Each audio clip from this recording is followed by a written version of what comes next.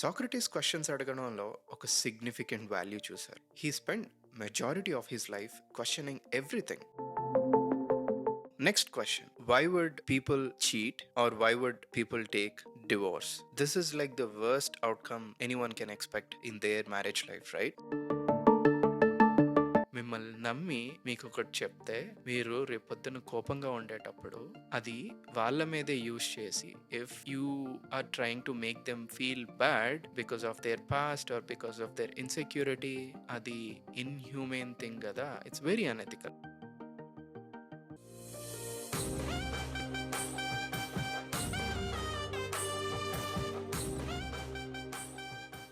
Next question: why would people cheat, or why would people take divorce? This is like the worst outcome anyone can expect in their marriage life, right? So let's explore this question a little bit. Basically, on top of my head, first of all, వాళ్ళిద్దరూ హ్యాపీగా లేకపోతే they can't travel far. So happiness plays a key role. ఇద్దరు మనుషులు కలిసి ఉండేటప్పుడు ఏ attraction, ఏ other things లేకపోయినా సరే, వాళ్ళు ఇద్దరు కలిసి ఉండేటప్పుడు ఆనందంగా ఉంటే they can travel really really far. That's one thing. And number two, deep desires. Every gender ki కొన్ని certain desires ఉంటాయి. I want to have these kind of experiences before marriage or after marriage అని చెప్పి. Again, desires అనేవి చాలా personal thing అండి. I'm not judging anyone and let's not judge anyone. So desires అనేవి based on the environment, based on the people we grow up with, and based on the movies we watch. Movies has the biggest impact of all the things in our lives. So ఇట్లా మనకు కొన్ని desires form అవుతాయి. నాకు ఎలాంటి experiences ఉంటే బాగుంటుంది అని చెప్పి. బట్ కొన్ని అవతల వాళ్ళతో షేర్ చేసుకోగలం, కొన్ని అవతల వాళ్ళతో షేర్ చేసుకోగలం. కానీ everybody knows in their head that I have this particular desire అని చెప్పి. కొంతమందికి maybe even before getting into marriage those desires were already met. అలాంటి వాళ్ళు probably they feel like they are more ready to get into a serious relationship like marriage. But కొంతమందికి అవి అవ్వకపోవచ్చు when they get married. And let's give enough time like 5 years. ఈ 5 yearsలో for some reason those desires were not met, and on top of these things, if they're not happy with each other, one of the partners would be looking for these kind of things from someone else outside. దీనంతటికి core reason ఒకటి ఉందండి, which is actually, you know what, I'm going to discuss that particular thing at the end of this podcast because it's very important. So moving on to the next one, lack of values. Values అనగానే నాకు first మైండ్లోకి వచ్చేది respect. Never ever for any reason don't disrespect your partner. అసలు disrespect అనేది ఎలా ఉంటుంది అని ఆలోచిస్తున్నాను. Let's think in terms of the first principles వరకు ఎందుకు, I would put myself in the spot. Basically నాకు ఎప్పుడు డిస్రెస్పెక్ట్ఫుల్గా అనిపిస్తుంది అని అంటే, let's say I'm having a issue with my partner. I'm very happy to sit and discuss, అండ్ తప్పు నాదున్నా లేకపోయినా I can be patient. But what I can take it as చీప్గా, చిల్లర్గా రివర్స్లో అరిచినా నాకు నచ్చదు. Maybe I would feel that as disrespectful. ఏదైనా సరే కూర్చుందాం, మాట్లాడుకుందాం, పద్ధతిగా డీల్ చేద్దాం అనేటట్టు నేనుంటా. If I see any behaviour that not along these lines, probably I would consider that as disrespectful. ఎందుకు అని అంటే, ఐ స్ట్రాంగ్లీ బిలీవ్ దాట్ ప్రతి మనిషికి కొన్ని వాల్యూస్ అనేవి ఉండాలి. మీరైనా సరే ఎవరైనా మీ మీద చెత్తగా అరిస్తే మీరు ఊరుకోరు కదా, మీకు కోపం వస్తుంది కదా. Basically this is where I draw the line in my personal life. నా మిస్టేక్ ఉన్నా సరే I'll take it, I'll do whatever it takes to fix it. But అంత చీప్గా చిల్లర్గా అరిస్తే మాత్రం నేను ఊరుకోను అనేది maybe it's my thing. If somebody violates this, I might feel they are being disrespectful to me. ఇలా ప్రతి మనిషికి కొన్ని ఉంటాయి. అవి అవతల వాళ్ళు వైలేట్ చేసినప్పుడు one would feel that the other party is being disrespectful. So it's a very individual thing, but it's a key thing అండి. చాలా డిఫరెంట్ నేమ్స్ ఉంటాయి, లైక్ సెల్ఫ్ రెస్పెక్ట్ అంటారు, ఆత్మాభిమానం అంటారు.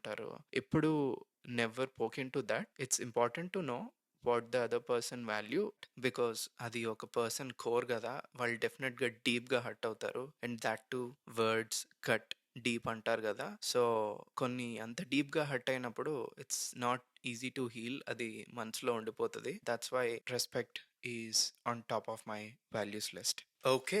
ల్యాక్ ఆఫ్ వాల్యూస్‌లో సెకండ్ వన్ ఏంటి అనంటే బ్రేకింగ్ ట్రస్ట్. బ్రేకింగ్ ట్రస్ట్ అనేది చాలా విధాలుగా జరగొచ్చు. చిన్న చిన్న వాటి నుంచి పెద్ద పెద్ద వాటి వరకు అవ్వచ్చు. లైక్ కపుల్స్ మధ్యలో వినడానికి ఫన్నీ ఉంటాయి గానీ, లైక్ గ్రోసరీస్, షాపింగ్ దగ్గర గూడా చాలా పెద్ద పెద్ద గొడవలే జరుగుతాయి. To keep it simple here, breaking trust పార్ట్‌లో అన్నిటికన్నా నాకు కీ ఏదనిపిస్తది అనంటే, when your partner trust you with some information and he or she shares some secret with you or a vulnerability or an insecurity. Typically నా life లో జరిగింది, కొన్ని cases కూడా నేను చూసా ఫ్రెండ్స్ లైఫ్స్ లో. గొడవైనప్పుడు వాళ్ళ పార్ట్నర్ ఏం చేస్తారు అని అంటే, they use that insecurity or secret or vulnerability against them. అంతకన్నా దరిద్రం ఇంకొకటి ఉండదు మీ లైఫ్ పార్ట్నర్ కి.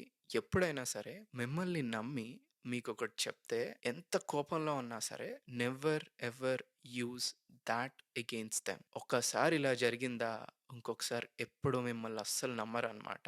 అండ్ మ్యారేజ్ అయ్యాక ఇది ఇంకా కీ. ఇప్పుడు బిఫోర్ మ్యారేజ్ అంటే probably when things get worse they breakup. But marriage అయ్యాక ఆ సాలిడ్ బేస్ అనేది చాలా ఇంపార్టెంట్ కదా. లైఫ్ లాంగ్ ఉండాల్సిన వాళ్ళు లైఫ్ లాంగ్ మళ్ళీ మిమ్మల్ని నమ్మాలి అని అంటే ఆ సిచ్యువేషన్ ఎప్పుడు క్రియేట్ చేయొద్దు. Because once your partner uses your own secrets or insecurities against you when they get angry, అంతే. ఇంకా మళ్ళీ వాళ్ళని నమ్మాలంటే it will take years and years. And also for the person who broke the trust, ఆ trust ని మళ్ళీ earn చేసుకోవడానికి I'm pretty sure it will take years. Okay, మళ్ళీ వాళ్ళని ఆ కంఫర్ట్ జోన్ లోకి తీసుకురావాలి, you can be vulnerable with me again అన్న ఫేజ్ లోకి తీసుకురావాలి అని అంటే it's lot of hard work. So why get into that situation in the first place? And it's also unethical. మిమ్మల్ని నమ్మి మీకు ఒకటి చెప్తే మీరు రేపొద్దున కోపంగా ఉండేటప్పుడు అది వాళ్ళ మీదే యూజ్ చేసి,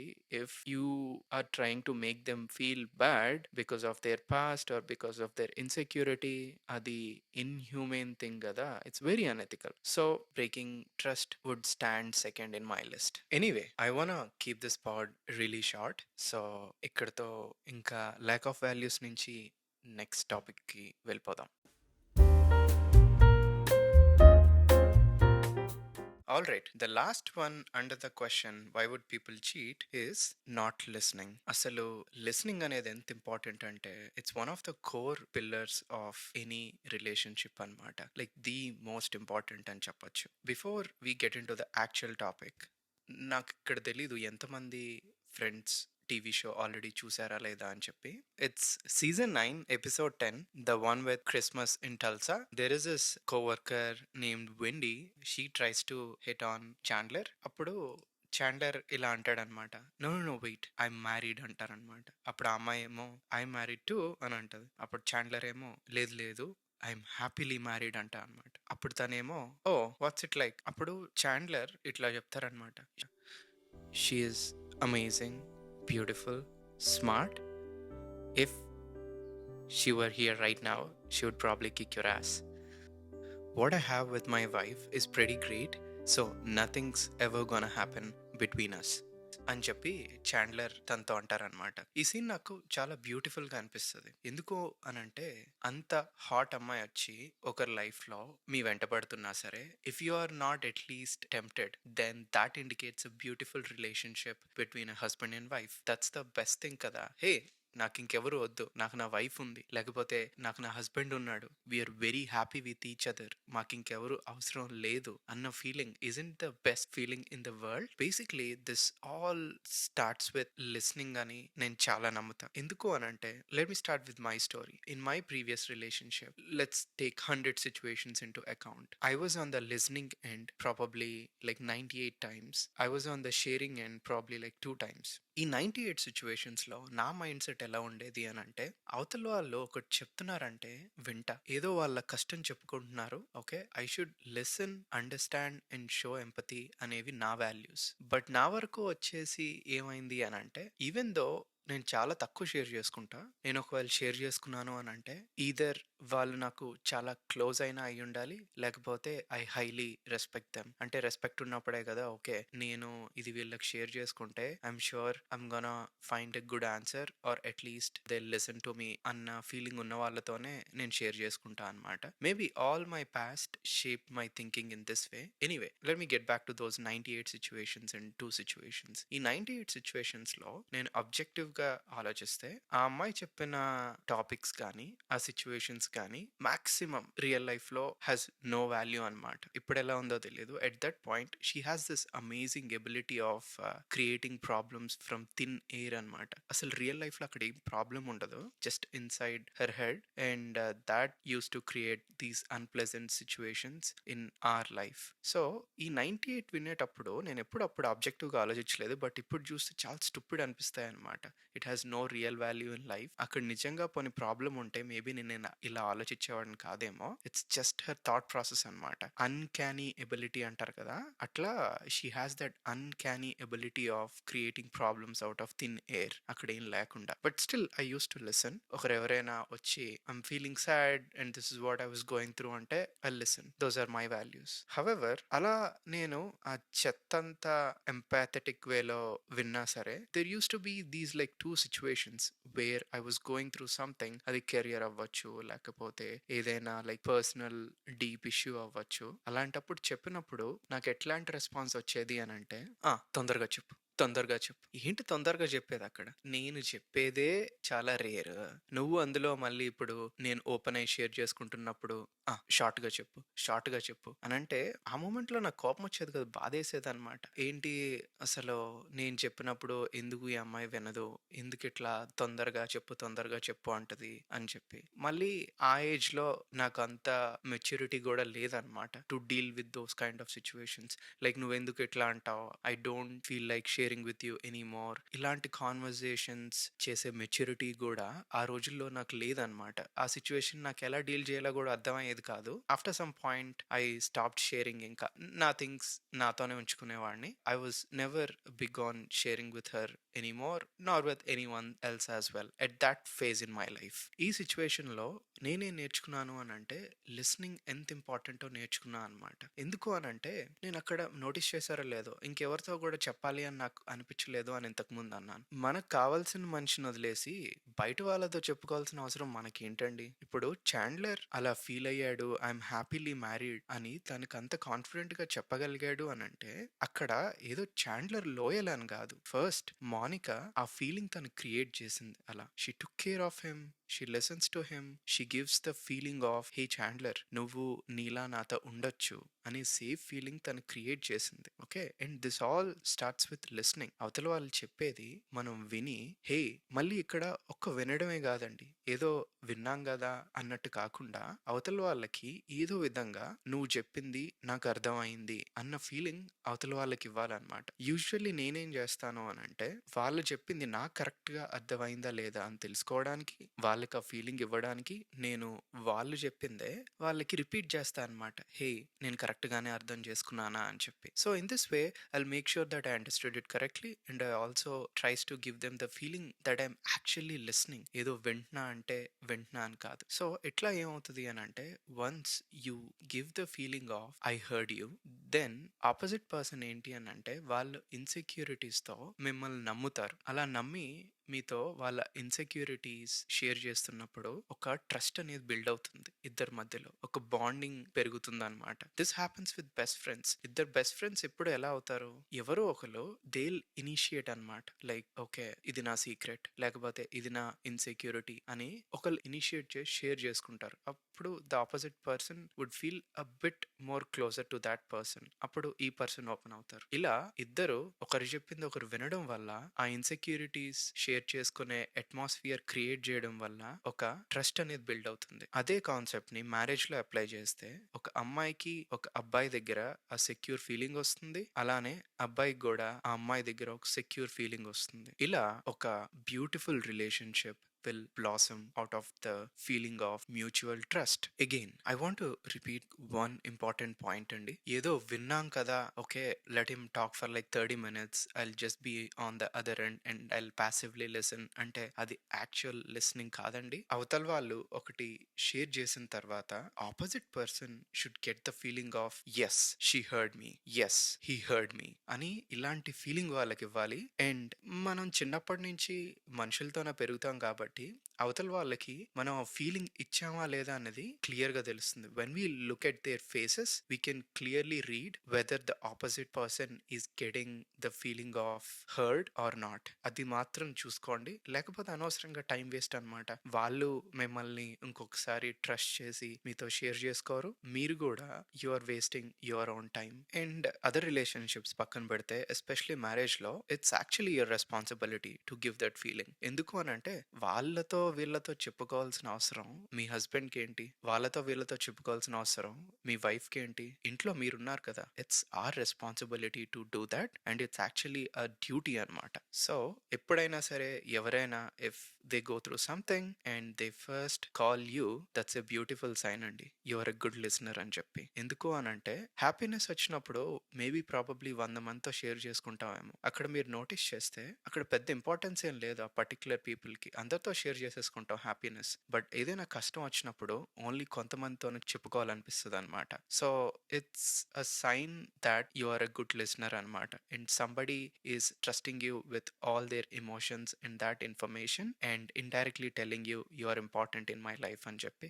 it's such a beautiful feeling కదా, అందుకే అంటున్నా అనమాట, listening is the core pillar of any relationship. Listening అంటే జస్ట్ లిసనింగే కాదు, giving opposite party the feeling of I heard you. So the summary is, once this core pillar has been established, అప్పుడు మెల్లగా ఏమవుతుంది అని అంటే partners feel comfortable with each other. అప్పుడు insecurities ఈజీగా షేర్ చేసుకోగలుగుతారు. ఐ థింక్ ఇట్స్ ఎపిసోడ్ 13 అనుకుంటా. అబ్బాయి చెప్పింది నాకు చాలా నచ్చింది. ఎందుకు అని అంటే when someone shares their insecurities with you and you're fine with it, వాళ్ళకి అంతకన్నా ఇంకా మంచి ఫీలింగ్ ఏమి ఇవ్వలేం. So basically they know my dark side or deep insecurities and they are still ready to be with me అనేది అసలు such a great feeling. So ఇలా insecurities share చేసుకునేటప్పుడు బాండ్ ఫామ్ అవుతుంది. వన్స్ అలా ఆ బాండ్ ఫామ్ అయినప్పుడు after a certain period ఇంకా trust build అయిపోతుంది. వన్స్ ఆ ట్రస్ట్ బిల్డ్ అయిపోయినప్పుడు we can be ourselves అనమాట. లైక్ ఆ పర్సన్ దగ్గర నటించాల్సిన పని ఉండదు అనమాట. You don't have to be in a certain way, you can just be yourself. ఏ లైఫ్ పార్ట్నర్లో అయినా ఎవరైనా కోరుకునేది అది ఒక్కటే కదా, హే నేను పొద్దున్న లేచిన తర్వాత ఈ పర్సన్ ముందు నేను నాలా ఉండగలను, వేరేలా బిహేవ్ చేయాల్సిన అవసరం లేదు. I think especially in arranged marriages it won't happen immediately because one has to spend enough time and the other person has to create such an environment giving a feeling that hey you can be yourself. అలా ఒక మనిషి అవతల వాళ్ళకి ఆ feeling ఇస్తే చాలు, I think they are set for life అనిపిస్తుంది. ఎందుకు అని అంటే మన పర్సనల్ లైఫ్స్లో మనం ఆల్రెడీ చూస్తాం, పేరెంట్స్ దగ్గర అలా ఉంటాం, వాళ్ళకి తెలుసు మనం ఏ విషయంలో మంచిగా ఉంటాం, ఏ విషయాల్లో అరుస్తాం, ఏ విషయాల్లో బాధపడతాం. They know everything about us but still they give us this feeling that we can be ourselves and they are not gonna judge us. ఇలా సిబ్లింగ్స్తో కూడా అవుతుంది. Basically they know us in and out and we can be ourselves with them, be it's positive or negative. మనకు తెలుసు మనలో ఉన్న negatives వాళ్ళకి తెలుసు అని, but still will just be ourselves. నాకైతే నా బెస్ట్ ఫ్రెండ్స్తో కూడా అవుతుంది. అంటే ప్రతి మనిషికి కొన్ని పెక్యూలియర్ బిహేవియర్స్ ఉంటాయి కదా, we call them idiosyncrasies. They are not necessarily bad but peculiar గా అనిపిస్తాయి. సో అలాంటి బిహేవియర్స్ నాలో కూడా ఉంటాయి కొన్ని. They wouldn't hurt other people but it's just my personal preferences అనమాట. కొన్ని ఇలానే ఉండాలి అని అనుకుంటా అనమాట. My friends know it, they make fun of it, but their behavior haven't changed because of my idiosyncrasies. So అది నాకు ఎలా అనిపిస్తుంది అంటే చాలా మంచిగా అనిపిస్తుంది. I think many people could relate to this. మన ఫ్రెండ్స్ని చాలా మంది చూస్తాం, కొన్ని మనకి ఏంట్రా వీడు ఇలా తేడాగా ఉన్నాడు, ఏంటిది ఇలా బిహేవ్ చేస్తుంది అని అనుకుంటాం. But still we accept all of them. వాళ్ళ మీద మనకున్న ఒపీనియన్ ఏం మారదు. మనం ఎప్పుడు వాళ్ళని ఎలా మంచి ఫ్రెండ్ లా చూసామో అలాగే చూస్తాం. దానికి ఇంకో లేబుల్ ఏం పెట్టచ్చు అని అంటే acceptance. We accept who they are and will still be good friends with them. So ఈ ఫీలింగ్ నాకు చాలా బ్యూటిఫుల్ గా అనిపిస్తుంది అనమాట. Like I can be myself with those set of people అని చెప్పి. సో లైఫ్ పార్ట్నర్ లో నాకు తెలిసి మనం ఇంతకన్నా ఏం ఎక్స్పెక్ట్ చేయలేం. ఓ నా వైఫ్ తో ఆర్ నా హస్బెండ్ తో I can just be myself. నేను నటించాల్సిన పని లేదు, or I don't have to behave in a certain way etcetera etcetera. Anyway back to my initial point. ఇంతవరకు ఏ రిలేషన్షిప్ రావాలి అన్నా సరే, లేకపోతే to go back to our initial question, why would people cheat, దీనంతటికి కోర్ నా personal వ్యూలో ఏం కనిపిస్తుంది అని అంటే listening. That's why it's very important to listen to others, to make them feel heard. Once this happens, all the good things follows అనేది నా strong belief. And I have lot of experience with what I said in this podcast right now. Maybe అవతల వాళ్ళు hurt అవుతారని చెప్పి I haven't shared all the stories, but I have lot of evidence anamata. If there is one thing that you would take away from this episode, I would say it's listening. And also listening is a beautiful feeling అండి. ఒకసారి ఎప్పుడైనా సరే మనకి ఎవరైనా ఏదైనా చెప్తున్నప్పుడు intensely listen to them and repeat what they said. ఒక్కసారి వాళ్ళ రియాక్షన్ చూడండి, ఎంత బాగా అనిపిస్తుంది అని అంటే మీకేమో బీయింగ్ హ్యూమన్ అనే ఒక ఇంటెన్స్ ఫీలింగ్ వస్తుంది. I'm pretty sure I been there. And అవతల వాళ్ళకి yeah, there is someone who really heard me and truly understood me అన్న ఫీలింగ్ వాళ్ళకి వస్తుంది. Sometimes that's all people need. You don't have to solve there problem, someone has to listen to them and they can solve their own problems.